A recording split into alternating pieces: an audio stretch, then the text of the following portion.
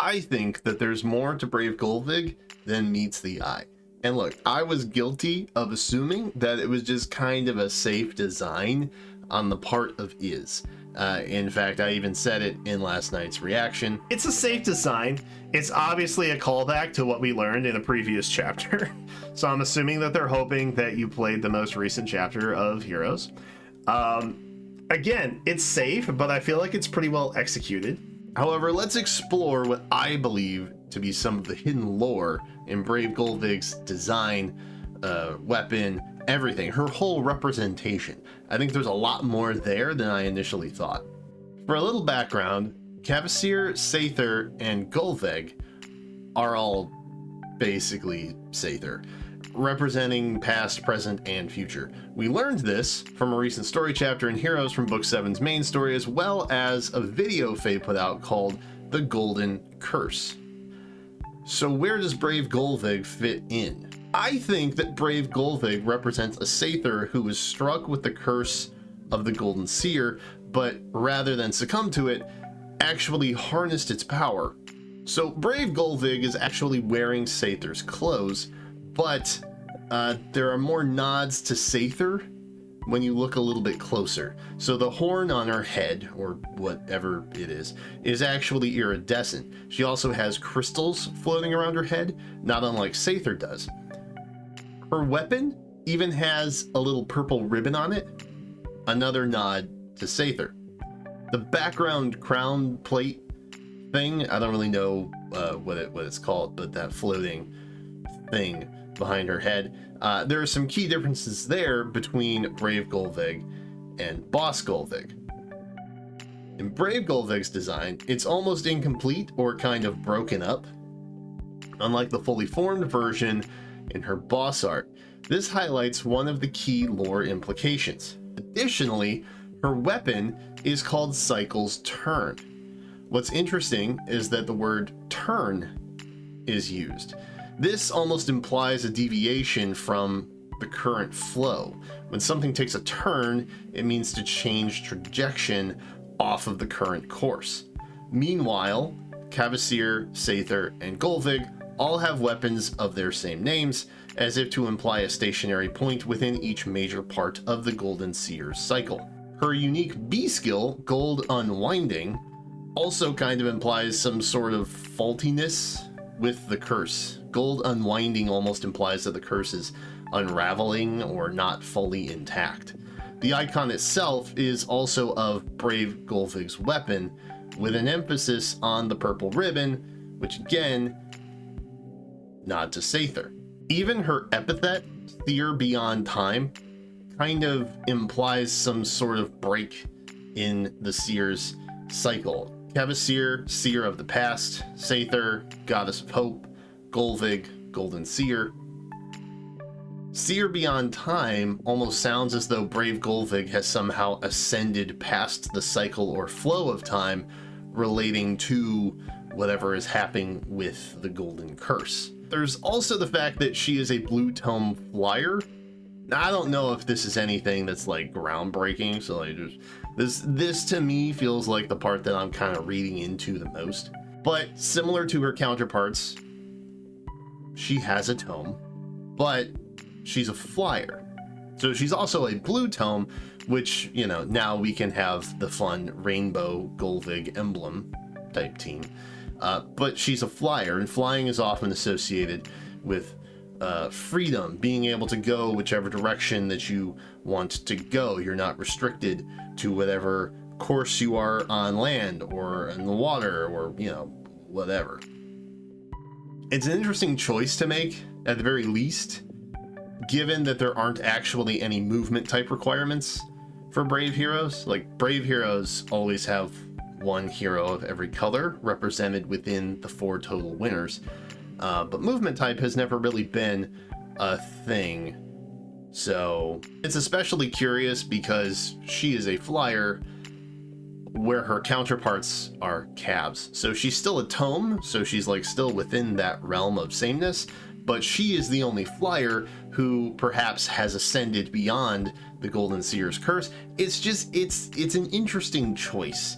at the very least. But I feel like there's maybe some more implication there that they're just not being overly obvious about. Now, something else that might be worth pointing out is the special animations. You can see that with Gullveig, she has this kind of red and black energy stuff, glowy light around her special attack animation. Sather has something similar, kind of, but it's closer to like purple, and then also like some greens and teals and things like that with some bubbles, the iridescent vibe. Brave Gullveig, however, actually has a joining of the two, so it's actually more black and purple, which is kind of curious. It's almost like they're combining the powers of Sather and then also Gullveig into whatever Brave Gullveig is, just kind of furthering the narrative that she's utilizing the curse, but not being overcome by it. But I think what we have is actually the most compelling evidence, has been right in front of our face the entire time. The Golden Curse video. I referenced it before when talking about the whole cycles of Sather thing.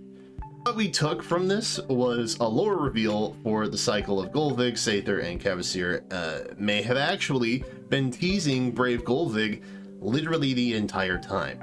In the video, the Summoner and Nerthos show up, blast a captured Sather with glowy magic light, and then she engulfs everyone in said light while going basically Super Saiyan Sather. We open up past that with Sather and her three forms walking towards each other, with Cavasir becoming Sather, Gullveig becoming Cavasir, and then Sather flaring up in golden particles, presumably becoming subject to the Golden Curse and becoming Gullveig. Cycle continues, right?